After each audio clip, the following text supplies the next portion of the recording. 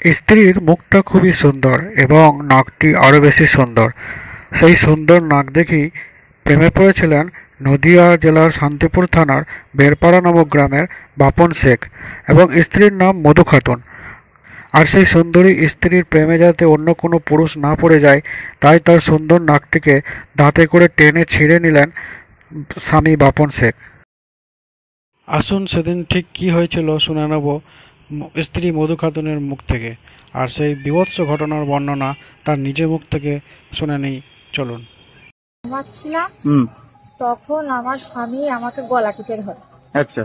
গলা টিপে ধরার পরে কোনো রকম ভাবে আমি ছাড়াতে পারি না। গলা টিপে ধরার পরে তারপরে আমার নাক কামড়ে দেয়। নাক কামড়ে নিজের মুখে নিয়ে নেয়, নাকের এই ডগাটা।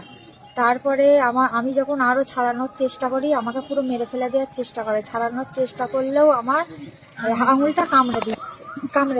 আঙুলটা কামড়ে ডগাটা কামড়ে নিয়ে নেয় মুখের মধ্যে। পুরো নাক কামড়ে খেয়ে নেয়? হ্যাঁ। আচ্ছা, কি কারণে এরকম করলো?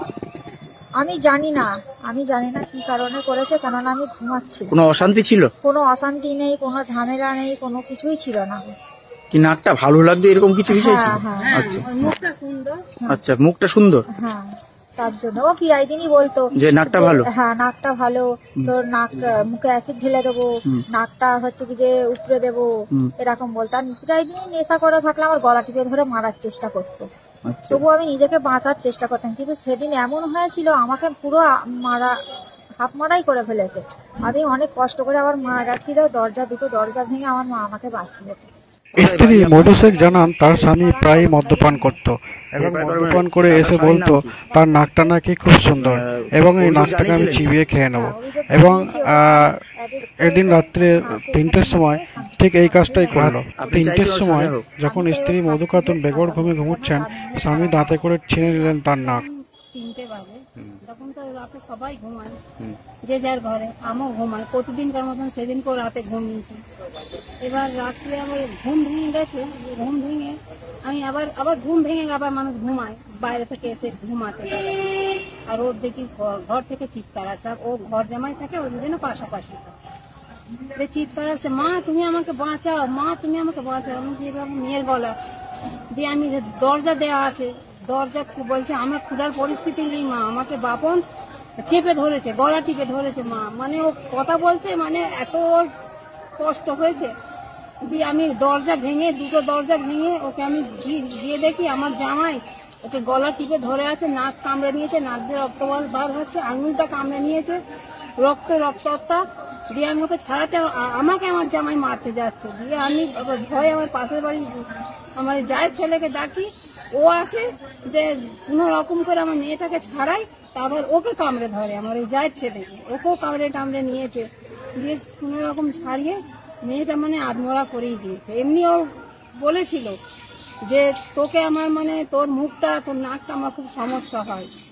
মানে আমার মেয়েটা একটু সুন্দর, আমার জামাই অতটা নয়। মানে প্রেম করলে ভালোবাসা করে করলে যা হয়, কিন্তু এদের আজকে বলে নাই, 9টা বছর বিয়ে হয়েছে, এরা শুধু অশান্তি। আমি ঠেকিয়ে দিই, পাড়ার লোকে আসে ঠেকিয়ে দেয়, এই ঠেকাতে পাড়ার লোকের আমরা কৃতজ্ঞ হয়ে গেছি। তোদের সবসময় অশান্তি হয়, তুই ছেড়ে দে, ওই স্বামী নিয়ে ঘর করিস না।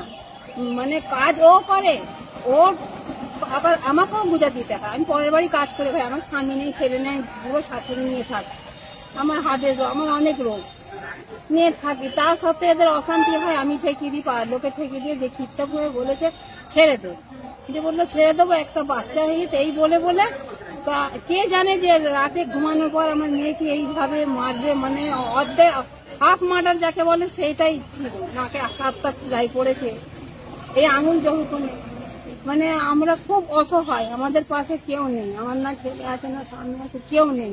একটা অসহায় কেরম করেছে, তার বিচার তো মানে করা থেকে করা তাকে শাস্তি দিতে হবে, এই আমার বলা। মানে আমার বলার আমার মুখে কথাও বেরোচ্ছে।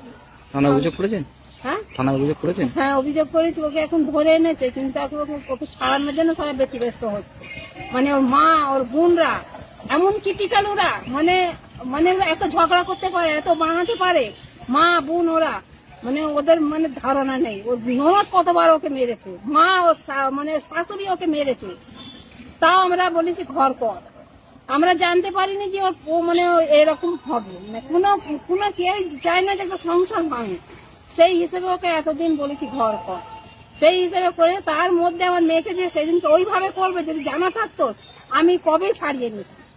এটাই সেই গুণধর স্বামী বাপন শেখ, যে তার বিকৃত মস্তিষ্ক এবং মানসিক রোগ নিয়ে এমন একটি কাজ করলেন যার জন্য তার আশ্রয় হলো কারাগার।